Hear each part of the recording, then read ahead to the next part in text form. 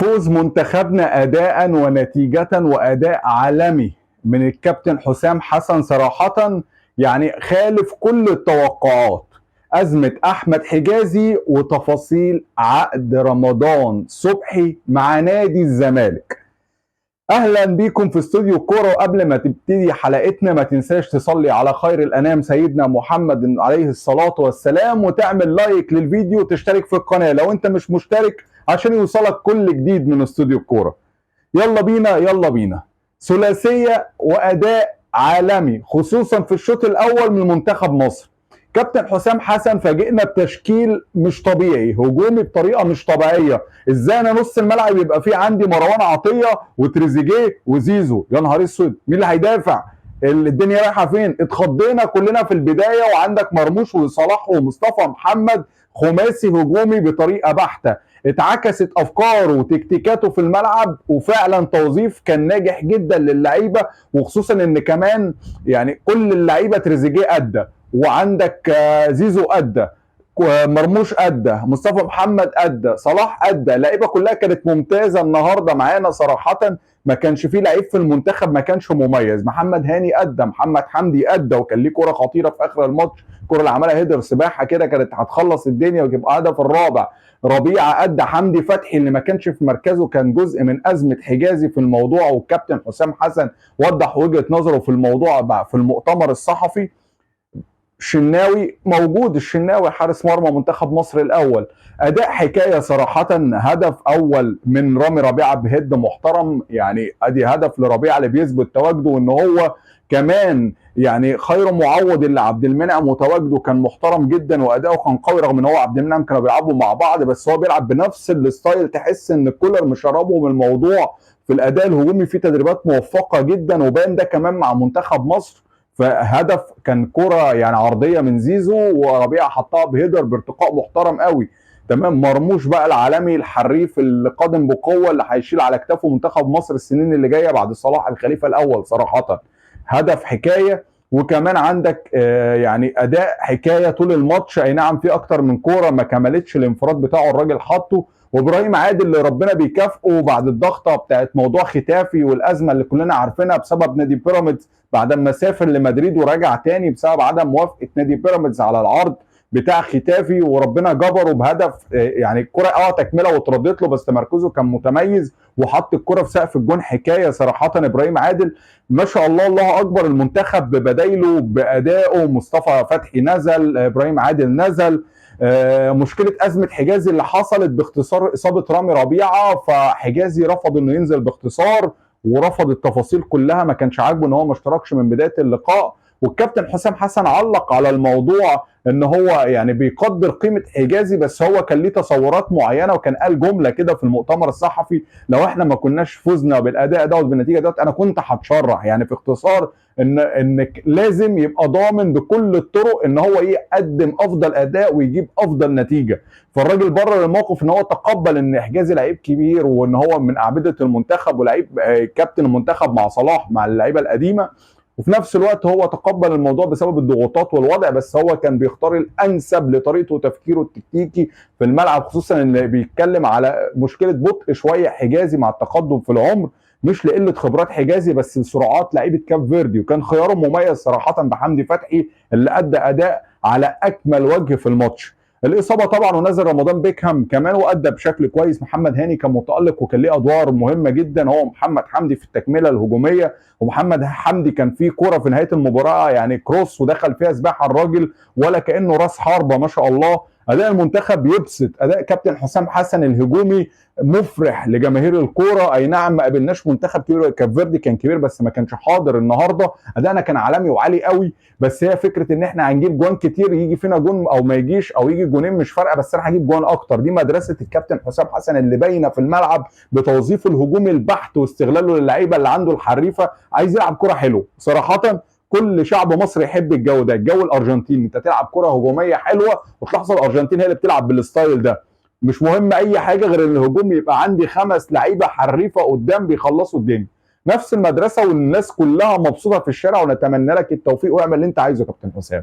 بعد الاداء بتاع النهارده اعمل اللي انت عايزه واللي انت حابه اهم حاجه تدينا الاداء دوت والنتيجه ديت في كل ماتش، مش عايزين منك اي حاجه تاني، قول اللي تقوله يا عم واعمل اللي انت عايزه، انت عميد برضه، ومش عايزين منك اي حاجه غير الاداء والنتيجه المحترمه ديت تكمل عليها منتخب مصر في التصفيات سواء افريقيا او لكاس العالم. ماتش بوتسوانا اللي جاي ان شاء الله يبقى اسهل علينا ونقدم فيه نتيجه اقوى واداء اقوى كمان من لاعيبتنا باذن الله، ويكون المجموعه انسجمت اكتر. التجمع كان من 1-9 و2-9 فمش كل اللعيبه انسجمت. عندنا برضو امام عاشور مصاب مش موجود، عندك عبد المنعم مش موجود بسبب ازمته او مشكلته اللي هو كان حابب يكمل مع نادي نيس عشان ياخد على الاجواء اكتر والتفاصيل. والكابتن حسام حسن يعني تقبل الموضوع ربع تقبل كده، وده قراره طبعا. تمام، قال لك انا تقبلت الموضوع بس ما تغاضيتش عنه، يعني انا وافقت على الموضوع بس يعني مش مقتنع بيه 100%. قال لك اعطى مثال على تريزيجيه اللي هو الراجل جالي وتاني يوم وهو كان ماضي العقد. صلاح راجع من ماتش مانشستر يونايتد اللي كان صعب، تاني يوم كان في معسكر المنتخب، فبيتكلم على التزام لعيبته وان اللي هيشيل معايا هشيل معاه، واقتصار وحقه ورؤيته الفنيه طالما بيقدم النتائج قولا واحدا. احنا قلنا الرد من كابتن حسام يبقى في الملعب، طالما الراجل بيرد في الملعب محدش ليه عنده حاجه قولا واحدا. تعال لي بقى في السخن ونادي الزمالك اللي عامل سوق ميركاتو ما حصلش من سنين.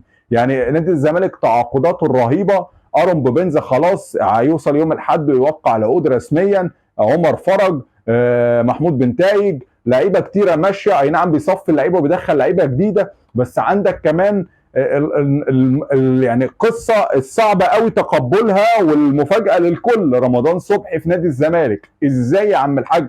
هقول لك كمان تفاصيل العقد الانقح، وهقول لك الموضوع هيمشي ازاي وبالاسماء مين كمان اللي متدخل في الموضوع.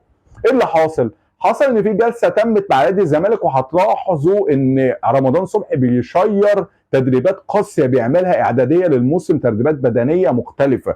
طيب كمل بقى الموضوع. ايه الموضوع باختصار؟ ان في جلسه تمت ما بين عضو مجلس اداره سابق من نادي الزمالك وبعض رجال الاعمال وعضو من مجلس الاداره الحالي، تم الاتفاق على صياغه الشروط الشخصيه والعقد بتاع رمضان صبحي. ايه قيمه العقد؟ العقد باجمالي 40 مليون، 20 مليون من النادي في الموسم و20 مليون من رجال الاعمال بره. تمام، هيجي تصيغ بقى في صيغه اعلانات وصيغه وريفر ايه، بس الراجل هياخد اجمالي 40 مليون بالاضافه لحدود 3 مليون في الموسم، دول عباره عن مكافآت ما بين بقى مليون جنيه مكسب دوري، مكسب كونفدراليه، 500 سوبر، 500 كاس، مجموعه جوائز للفريق تاني غير الاداء الفردي بتاعه. فالراجل عقده هيعدي 43 مليون جنيه في الموسم الواحد. طيب القصه انتهت وفي كمان خط السير واضح. قال لك دلوقتي تدخل عمرو الجنايني عضو مجلس الاداره السابق لنادي الزمالك. الراجل دوت بلغ الناس المسؤوله عن ملف رمضان صبحي بعد ما تم كل الشروط الشخصيه مع رمضان انتهت قولا واحدا. رمضان مش لسه هيبقى فيه تفاصيل هنتكلم فيها، شروطه الشخصيه خلصت كده. رمضان بيراميدز يقول لضن لنادي الزمالك، رمضان يعلن رسميا في نادي الزمالك. طب ايه القصه بقى؟ الراجل ده اعطاهم المفتاح، قال لهم ما تتفاوضوش مع ممدوح عيد رئيس التنفيذي للنادي، اتفاوضوا مع رئيس النادي والجماعه في الامارات شخصيا. سافروا الامارات وتفاوضوا مع رؤساء مجلس الاداره والملاك في الامارات، الامور هتبقى اسهل وايسر، وفي علاقات طيبه لبعض اعضاء مجلس اداره نادي الزمالك الحالي والسابقين مع الاستاذ خالد الشمسي واداره بيراميدز الرسميه في الامارات. وبالتالي الموضوع ممكن يمشي بشكل اسلس وايسر على نادي الزمالك انه يخلص صفقه رمضان صبحي، يخلصها باي بقى صياغه واي تفاصيل، سيبك من اي كلام جانبي، الموضوع شكله ماشي. رمضان ما شاركش بنسبه كبيره في الموسم اللي فات في مباريات مع بيراميدز بشكل ما عنده بدايل ومستقر، يعني جاب صديق اجوله، عنده زلاكا، عنده مصطفى فتحي، عنده فجر لقاي اللي اتبدل باجوله، واعتقد اجوله هيبقى اساسي هو ومصطفى فتحي قولا واحدا، ادائهم اعلى. رمضان مش محتاج يرجع للجمهور، محتاج يرجع يقف على رجله. الموضوع هيبقى صعب عليه في مواجهه النادي الاهلي بقوه، لانه حرفيا دلوقتي بقى مع الغريم مع نادي الزمالك، بقى خلاص الموضوع انتهى وقفل. بيراميدز كان عندك الطموح والفلوس، دلوقتي نادي الزمالك انت اخترت المنافس، فالامور هتبقى اقوى على رمضان، زي ما هيبقى له دعم قوي من جماهير نادي الزمالك، زي ما هيبقى عليه هجوم مضاد، او هنخليه نقول تشجيع مضاد من النادي الاهلي وجماهير النادي الاهلي. تمام، فالصفقه في طريقها بنسبه 70% ان هي تتم، او اكتر كمان 80% لصالح نادي الزمالك. يبقى رمضان صبحي بالتيشيرت الابيض قريب قوي، في ايام قريبه قوي، ومش بعيد تشوفوه في السوبر. ايه؟ هتشوفه في السوبر. الصفقه دي هتتم قبل يوم 12 يعني رمضان هتشوفه في السوبر بنسبه كبيره قولا واحدا.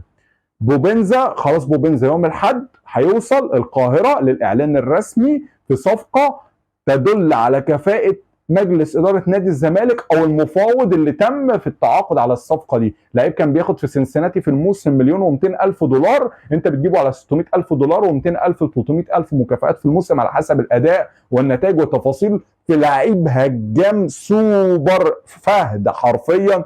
يعني ايفونا متطور، ايفونا متطور يعني لانه احرف من ايفونا وكمان اسرع من ايفونا وشويط اكتر من ايفونا. ايفونا اللي كان عامل قلبان والنادي الاهلي باعه بحوالي 6 مليون للدوري الصيني، من شوفوا من امتى 6 مليون دولار.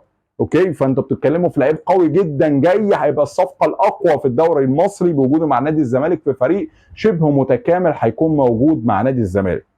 في نهايه الحلقه اتمنى الفيديو يكون عجبكم. ما تنساش تعمل لايك للفيديو وتشترك في القناه لو انت مش مشترك عشان يوصلك كل جديد من استوديو الكوره.